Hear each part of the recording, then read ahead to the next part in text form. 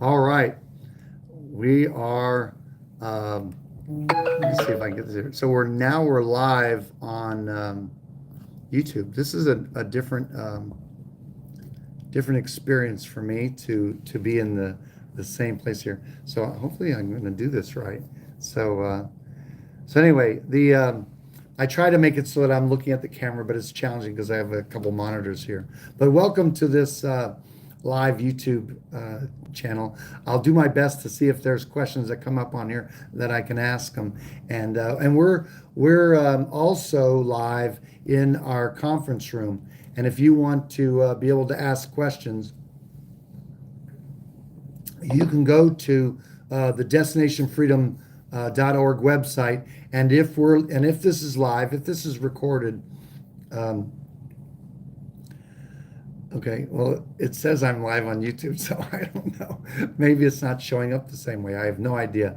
Eventually, this will show up on YouTube. So, but anyway, um, yeah, let's see. Welcome to say, yeah, I don't want to do that. So it's saying I'm live, but anyway, I am recording this, and this is going to be at least this hour will be up on YouTube. So here we go. Oh, there you go. That's great. So someone's confirmed that's live. See all the technical stuff here. So, but anyway, we'll get into our subject matter, and there was a question that, and I'll try to. It was on debt discharge, but I'm not going to handle that right now. I'll handle that later. And I'm glad to talk to you about that question a little later on, and if you ask it again, or I'll try to follow up with that. But welcome to this live call on YouTube.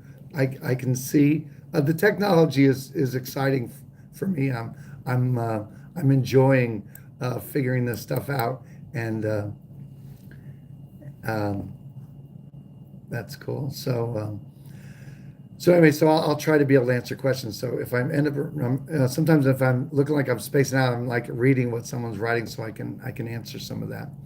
But this particular call is we're going to deal with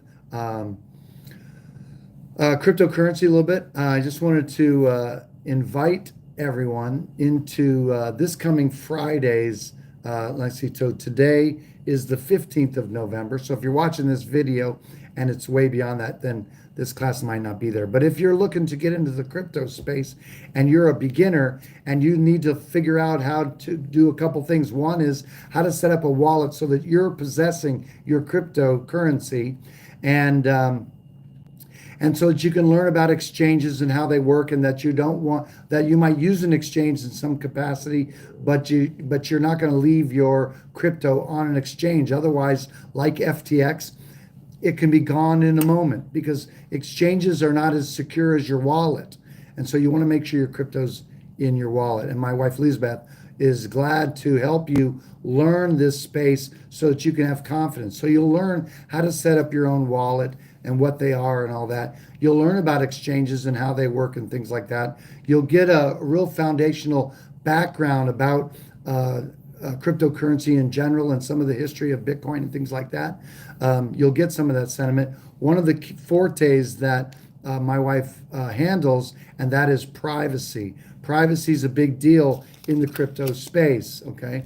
People are mixing their banking with their crypto. And so, just so you know, Bitcoin is in an open ledger.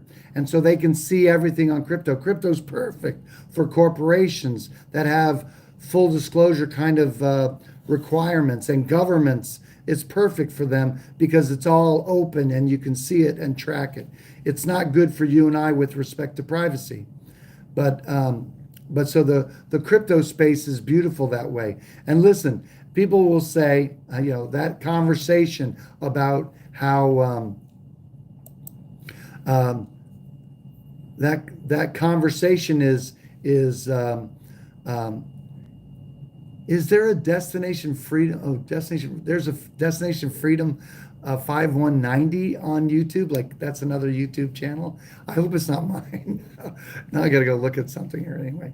But if you're on YouTube and you haven't liked or subscribed, do those kind of things because I don't know. That's what everybody else says when they're on YouTube is to be sure to like and subscribe. That's so funny. I always think that's funny. But anyway, it's a good thing. Um, yeah, there's all kinds of things there online. But anyway, getting back to the cryptocurrency, is privacy is not a small thing. And the thing about gold and silver is, listen, gold and silver is always going to be valuable because it's an element, and it's a commodity, and therefore it's going to have value. Now, obviously, gold and silver right now is not a hedge against inflation. Okay? Why is that? Why am I saying that? Well, take a look at gold and silver. It's being suppressed. Why? Because you can buy gold and silver on paper. If if the gold and silver space, if everybody went and required to possess their gold and silver, I promise you'd see the price go up through the roof because there's more gold and silver available on paper than you have gold and silver. So it's the gold and silver community that's suppressing their own commodity. Then they say, look at the history of gold and silver and how good it's been and all that. That's all true. But never in the history of the world has gold and silver ever had to compete with the microchip and computers. End of story, full stop. The internet is over the top as far as something completely different. So you can't compare the space. And you can just see how it's doing. Is gold and silver going to go up? Yes, as the dollar falls, gold and silver will go up because the dollar's falling, and the dollar won't be able to buy gold and silver in the capacity it is now. So we're not against gold and silver at all. And just wanted to mention while we're talking about gold and silver, I don't have my wallet near me, but anyway, in New Hampshire and there's a few other states. I say New Hampshire because we're part of a freedom community, but there are things called goldbacks that are gold. They're in a wonderful kind of paper form. It's actually like a mylar or plastic, a heavy duty plastic. And there's actually gold embedded into that. They're very attractive, and people and businesses exchange them in New Hampshire for that. So that's nice. So again, I'm not against gold and silver. Don't get that. But let me tell you something. Never forget that it was gold and silver, say gold, that created banks, because people, you're not going to carry your precious metal on you in big quantities because you get robbed. So your security is a big deal. And so listen, cryptocurrency, and of course that's not every cryptocurrency, but cryptocurrency in general, that encryption is far superior to the banking encryption that's on your bank card and all that stuff. And how many times have you handed your bank card to the server and they walked away with it, with your bank number, with your expiration date and that number in the back room? How freaking secure is that? But that's the way banking is these days. It's just amazing. So again, I'm not suggesting that gold and silver is not a commodity to own. The beauty, and then one of the critics of crypto, and I'm just saying in general, that would be Bitcoin among others, okay, is that they say there's no inherent value. I'm going to tell you the inherent value. Here it is. Ready? How about a transaction without a bank in the middle of it? How about that for value? Without permission, you can send an asset from where you are in your control to someone on the other side of the planet without a bank, without bank permission or anything. Now, I'm a big advocate of privacy coin, like I'm talking Monero or R, and then now a new exchange that competes with Ethereum is Darrow. So, and there's other cryptos, and the purpose of this call or this talk is not necessarily to promote anyone. You can play it real safe and do the top ones. Then let me tell you what's not safe. This is my opinion, okay? And I won't say that. I won't have you be ignorant and say everything I say here is not that you have to seek out. No, you should believe everything I say. Yeah, There you go. I'm so believe everything I say because everything I say is the truth. Yeah. I mean, who gets that kind of street cred? You know, nobody should have that. The fact that we have to say that is just a, you know, is just a, it's just stupid. So I don't say a qualifier or what I'm saying. I'm telling you my opinion. You can take it for whatever it's worth. Doesn't matter. You have to figure this stuff out for yourself, of course. But what I want to say is that the beauty of privacy coins is that is your closest digital cash. Okay, Bitcoin is very visible. There's no bank in it. Usually the banks are coming in or in those on ramps and off ramps. Okay, and that's where KYC plays in, is in those on ramps, off ramps. That's why my recommendation, if you're in the crypto community, then be in the crypto community.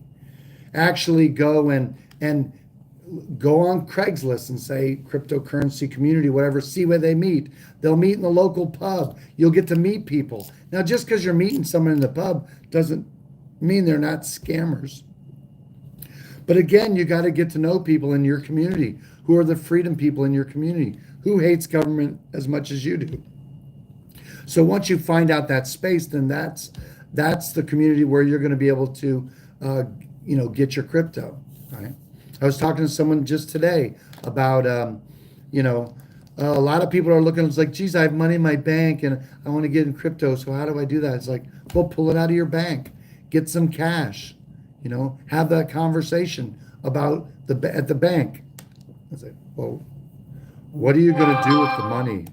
What do you want? I need $50,000.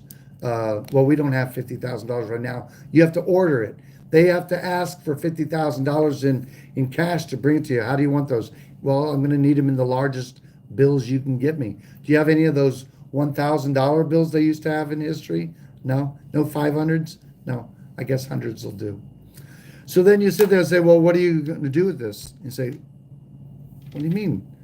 What am I going to do? You mean between now and the door? I was just going to carry it, Can I get one of those bags that have those dollar signs on there so I can go out like they do? Remember in the Westerns where they're going out with those bags of dollars or gold and silver? No, that was back when they had gold and silver in the bank, I bet. But no, what are you going to do with it? It's like, well, I hadn't really thought about what I was going to do with it. Initially I thought that I would go home more or less, check into a real high-end hotel and like lay in the bed and just rub it all over my body. That was the first thing I was going to do. You should never handle cash and put it in your mouth, But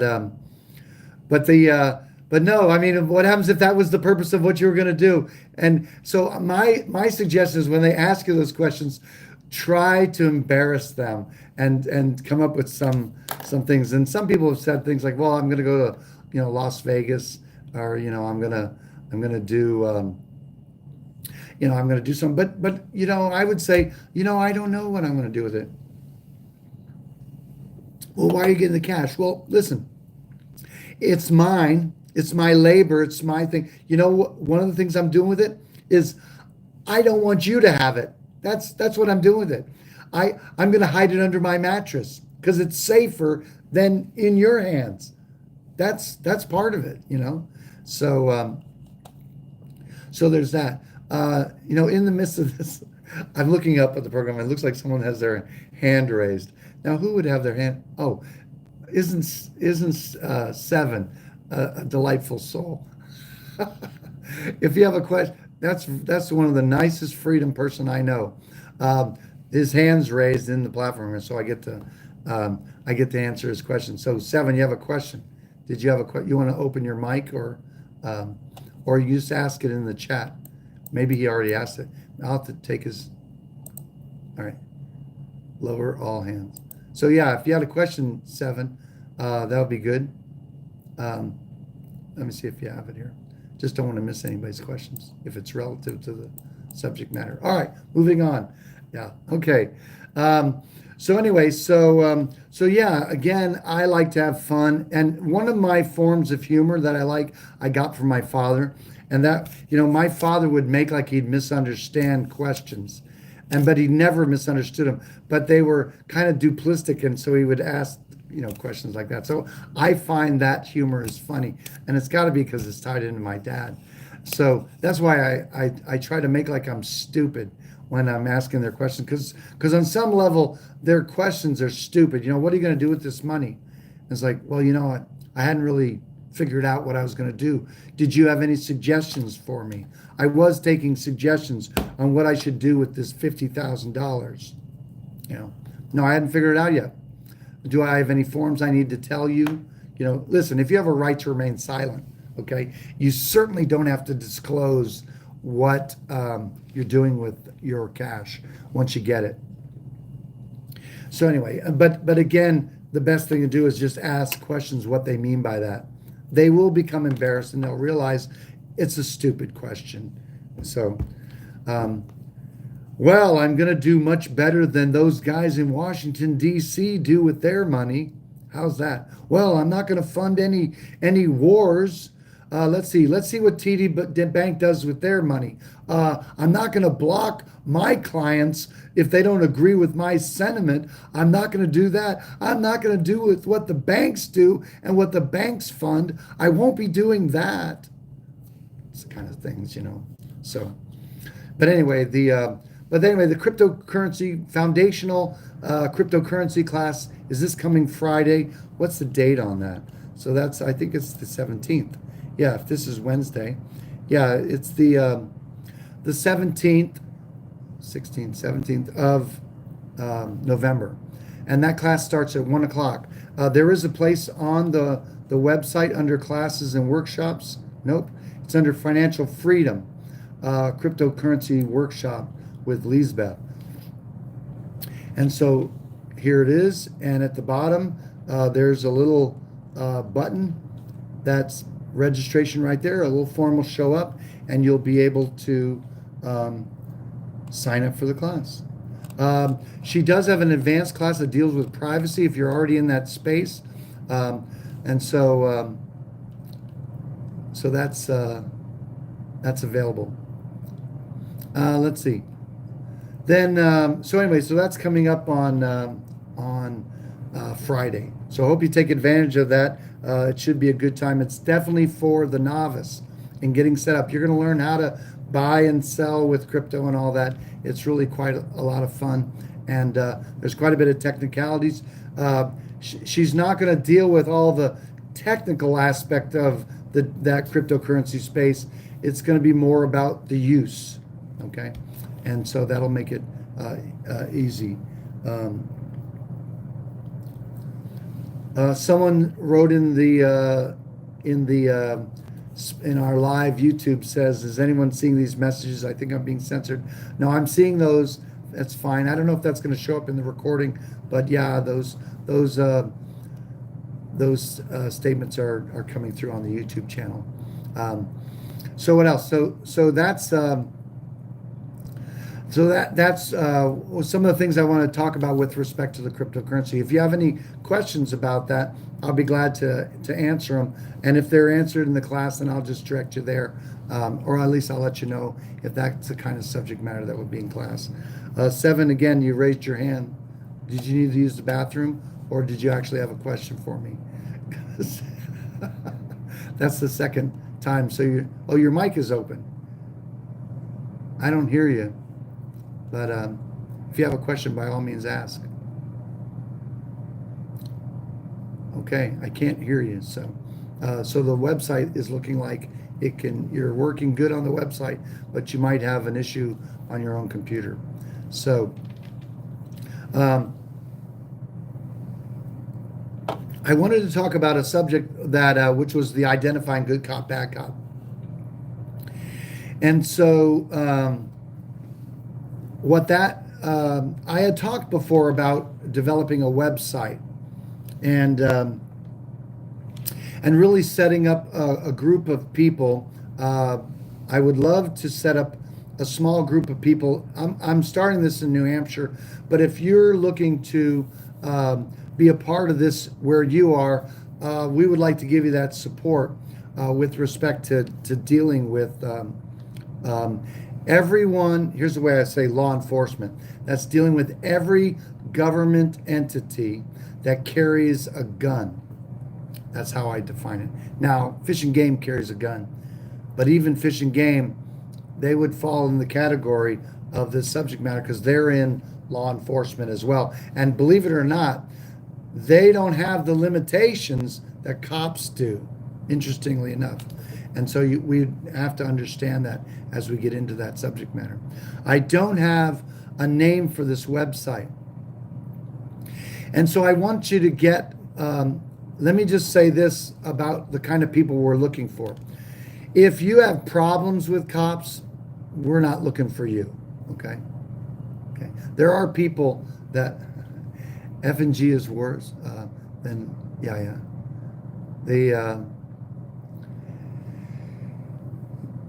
All that stuff is there, and we may have to handle that organization different. But let me just set up, because that's, you may want to be a part of this.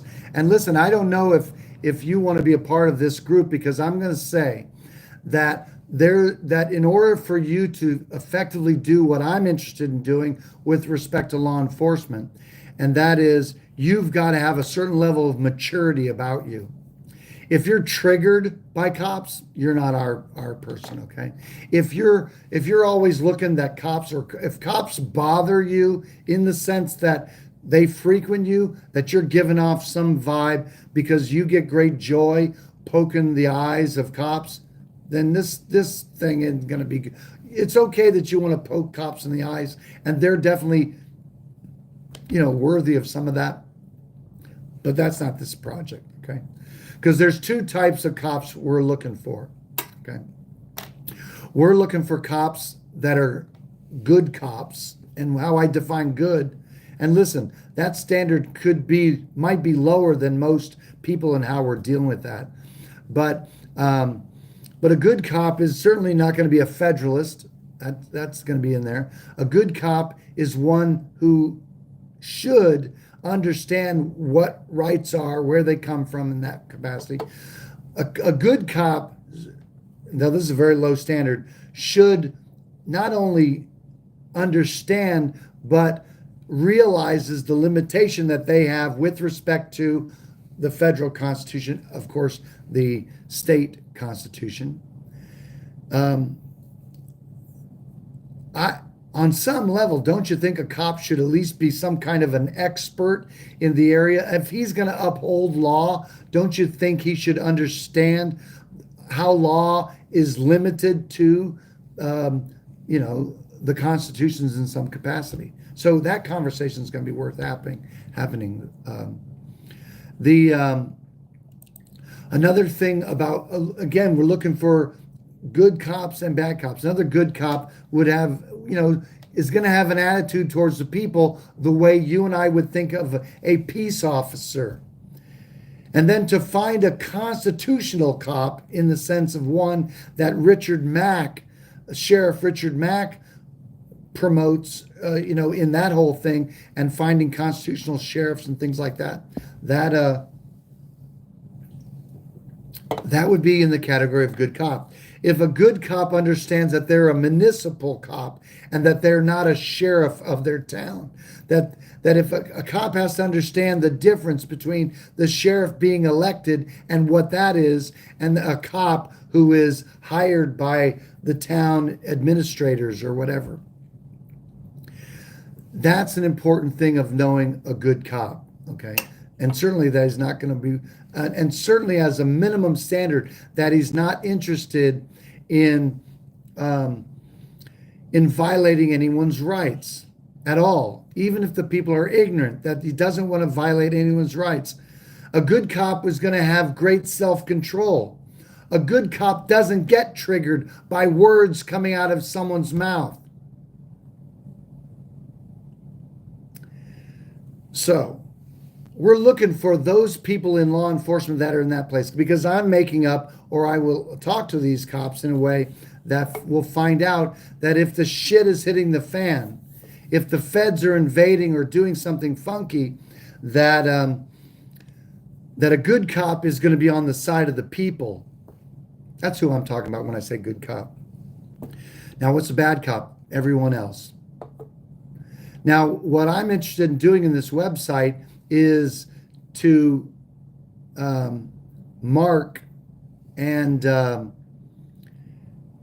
mark for both good and bad, as well as to mark people that these are the guns that you're probably going to end up squaring off with, and not necessarily in your own personal life and how you're governing yourself, but really when the system's collapsing. So anyway, all that's in there. So let me just tell you a little anecdotal story of what happened to me recently with respect to cops. Or, I'm in a very small town in New Hampshire, and I ran and was elected as selectman in my town. That wasn't much because I won by 2 votes. My vote and everybody else's 1 vote, That's how I got elected, by a huge mandate, right? Anyway, so I learned a lot about my town, and I got to learn about the people that cared about the town and who's involved. And town involvement is very, very small. We only have 1,100 people. We have less than 1,100 people in our town, a little over 1,000, I should say. And so if there's 25, 50 people involved with how the town runs and all, that's about it. On a good election, you may have 200, 300, 400 people that vote in some ways. Maybe it approaches the halfway mark. I don't know. Still massive apathy. That's probably pretty common most everywhere. Okay. So anyway, so I knew that we weren't able to hire a police chief. So for over a year, more than a year, we had a temporary police chief. We did have a deputy or 2. And I may have said this story before, but when I was a selectman, we had a conversation about that when a cop in Hill, that's my town,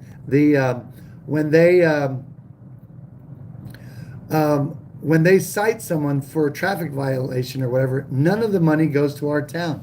So we're paying somebody for making money to the state, and with the law enforcement school, what do they call that? I can't think of what, wherever they train cops in. The police academy, that's right. Like police academy. Yeah, that's where the money goes. And so my sentiment is, I don't want them out there bothering our townspeople in their cars and their guests that drive through our little town. Leave them alone, go patrol, because people want to see what they're paying for. So anyway, I told this cop this one day, and I told him not to. Anyway, he eventually quit because I'm sure we weren't paying him enough, and I didn't want him sitting on that road, babysitting the road.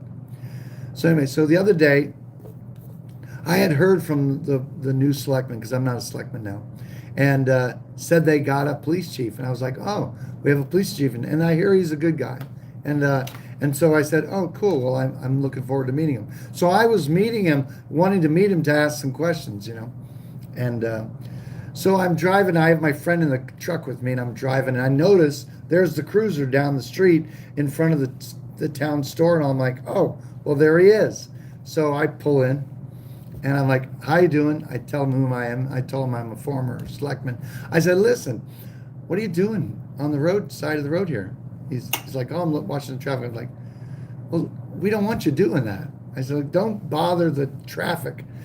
Go be president in the town so they can see you and patrol and do all that stuff. I said, did you get my message? He's like, no, I didn't. I said, oh, okay.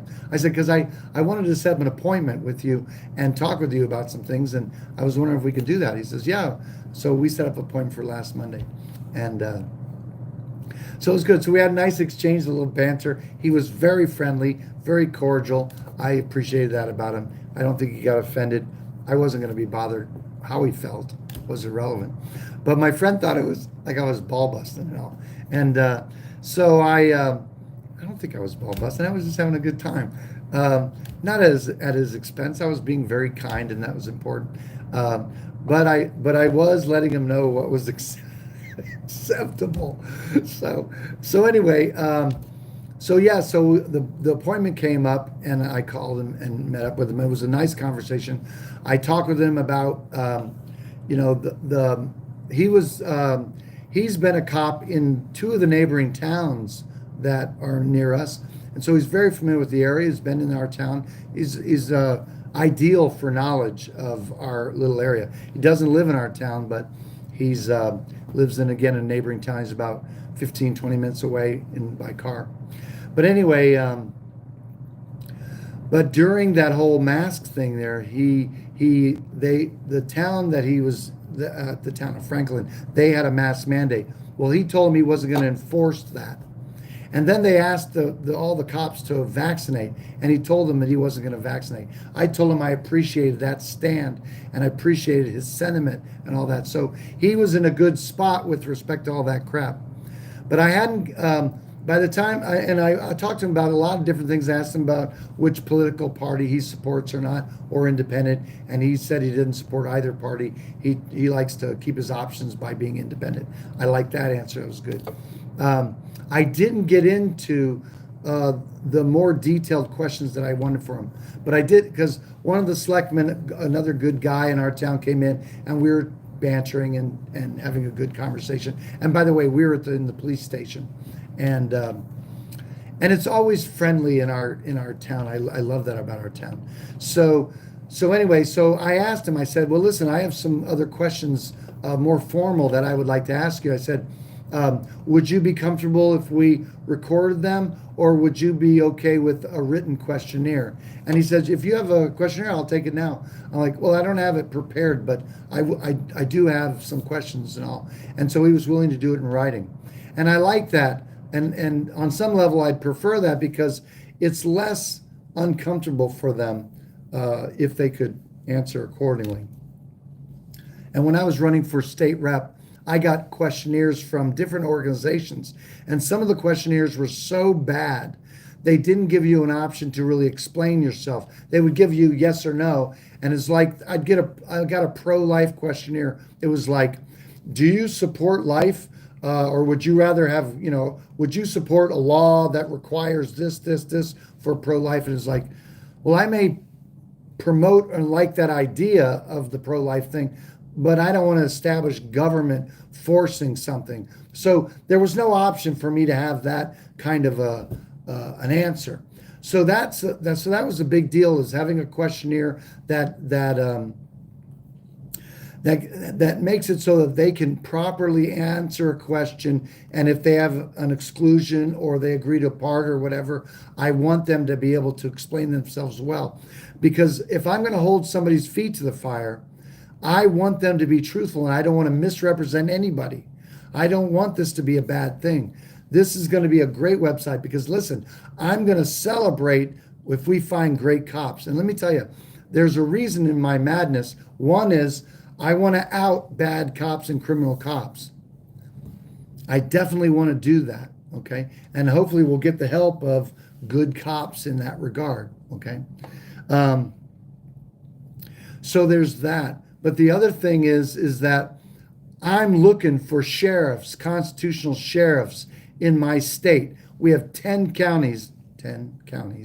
And so I'm going to need to interview all the cops and try to find the best freedom-minded cop that would be willing to be a constitutional sheriff.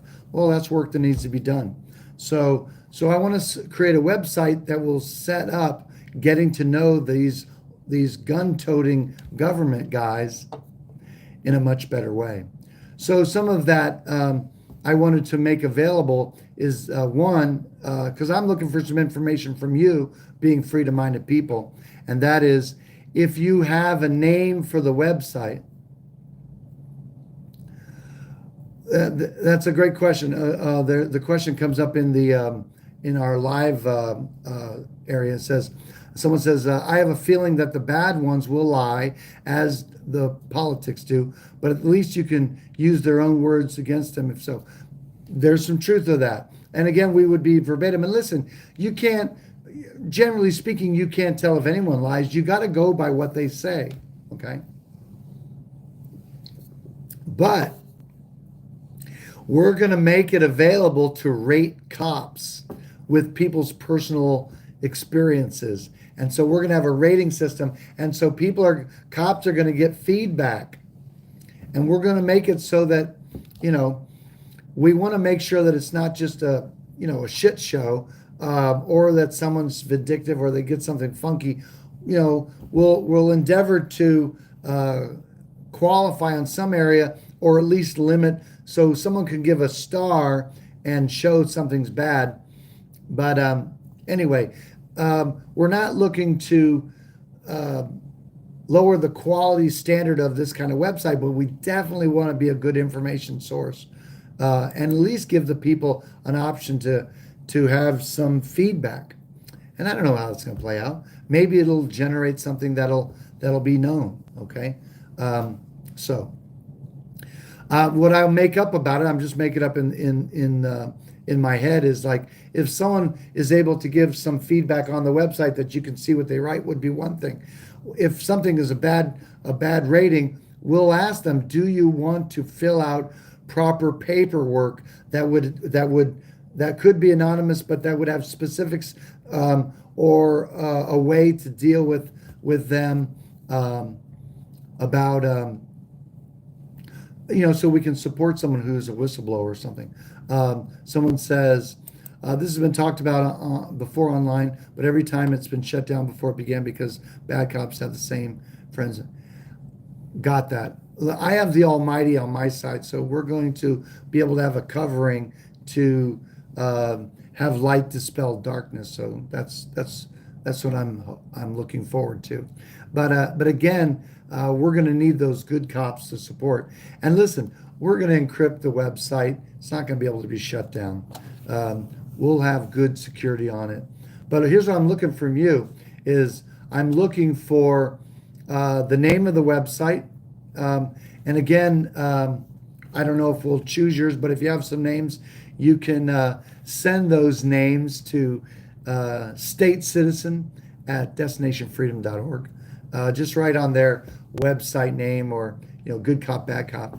Maybe that's the name of it, good cop, bad cop. I don't know. I don't want it to have. I want it to be classy and have a good vibe, even though we're going to handle some shit. So that's a good word. Start with good cops only, and then maybe your two start to allow. I think that's good. I don't. As far as I would tend to agree with that. Maybe we'll see from our questionnaires how it's going to look. RoboCop, exactly. RoboCop. That's someone said. That's awesome. So yeah, we'll take all those names there. But here's one of the things I'm also looking for you is if you have questions. Then that would be good. I think I'd heard this story about a cop that had pulled a guy over, and he was in his car, and he asked the guy if he was drunk, and he says, what does that matter? It's like I'm not drunk. He says, well, look, he says, can you see this car coming up the road? And he says, yeah. He says, is that a Ford or a Chevy? He says, I can't tell. He says, see, you're drunk. And he says, so he's asking those kind of questions and all.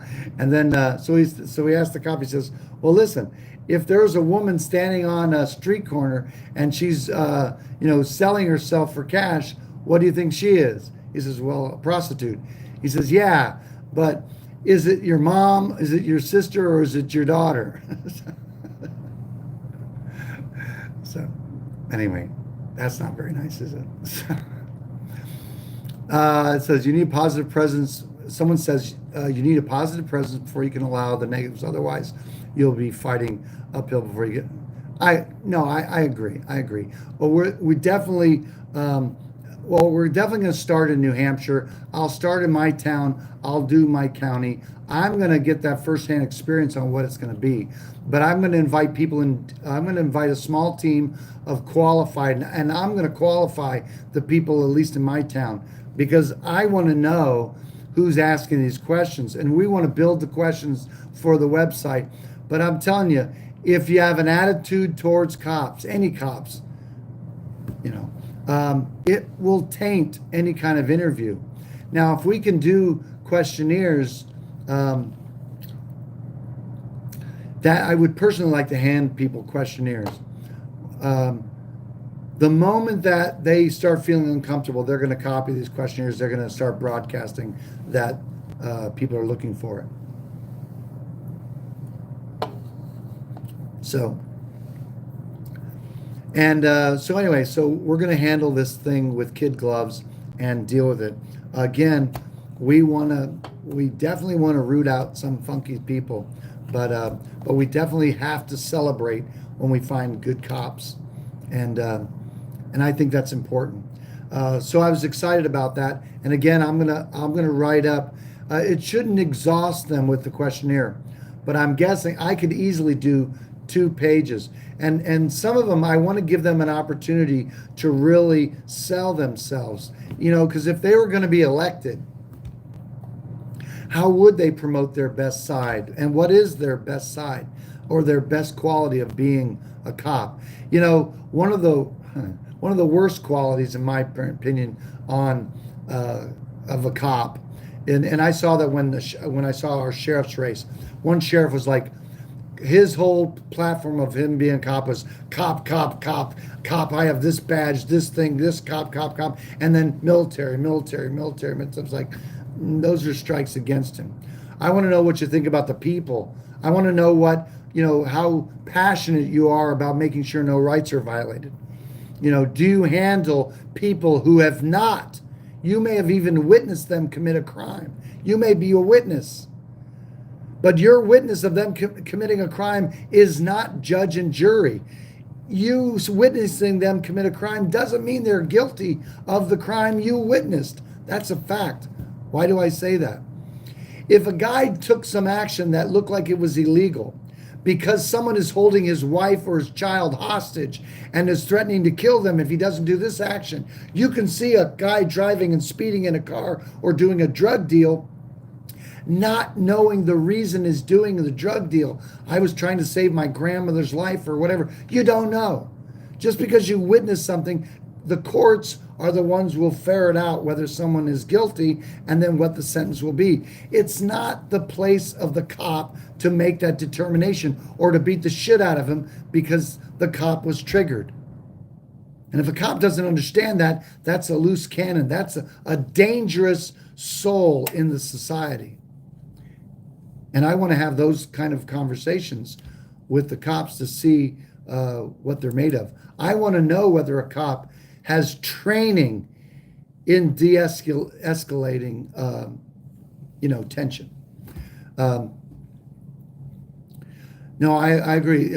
Someone says, yes, and each answer should allow for a sentence or two for explanations. I wish you met well with this project and speed up like-minded people. Yeah, no, I agree. And absolutely, because you could answer a question with a caveat, and I think that's interesting. I believe cops should be masters of de-escalation. I think a cop ought to always choose to, learn how to avoid for his own protection, know how to just handle his hands in a way that's might be strong and yet, careful or whatever still, maybe defensive in some capacity. I get that a taser is far better than a firearm, and then that should have de-escalation. I'm imagining that there should be classes in de-escalation, but I'm telling you, mastering de-escalation should be as important as how well a marksman you are. That's how important it should be. And if it isn't, I hope to be a catalyst to change that. Certainly in my town, certainly in my county, certainly in my state. So So that's what I'm thinking about with respect to some of this. So if this, as this video is out there and all, I would love your feedback. Certainly, again, like to have you like and subscribe. You can, if you want to find out about the work we do, you can go to destinationfreedom.org and check out our state citizenship information. And if you want to eliminate income tax liability and easily and with a simple, tried and true path, then be sure to go to the destinationfreedom.org website. There is a link down below for that website, and you can check out our passport process and how we deal with the State Department in doing some of that work. And again, if you comment, if you have questions that you think should be on this questionnaire, I definitely would covet those questions or comments or things that you think would be great ideas to see this kind of work go. I mean, listen, I'm wanting to advocate in our freedom communities in New Hampshire is to find and elect sheriffs who are going to keep the feds out, who are going to secure rights, who understand who they are and their service to the people. And I think that'll be a very good thing. One thing before we close out this session, I was talking about some stuff that was coming up on our website. We do have a Bible study. I mentioned that underneath our classes and workshops, and right here. And then also I was going to say, I don't know if you're interested in this, but I have a commentary that I do on the film The Matrix. I happen to have an audio version of the film, so I get to, well, if I'm working or something, I get to listen to the film. So I pretty much have the film memorized. But anyway, I do a very powerful faith-based a building type of a